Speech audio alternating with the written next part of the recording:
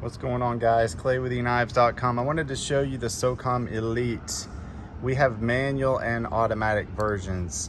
This is the auto version, obviously. Push button automatic side opening. This is actually apocalyptic stonewash.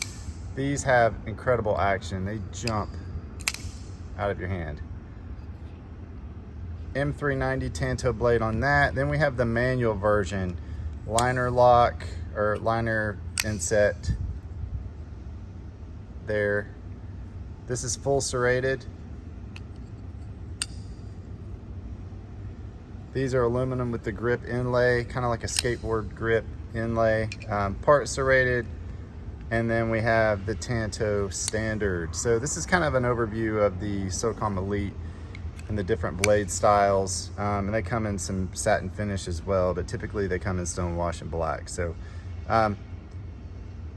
4 options right here, guys. We actually have all of these right now on our website, as well as a few others. So you can go to eknives.com if you want a Socom Elite from Microtech Knives. Thanks so much and have a nice day.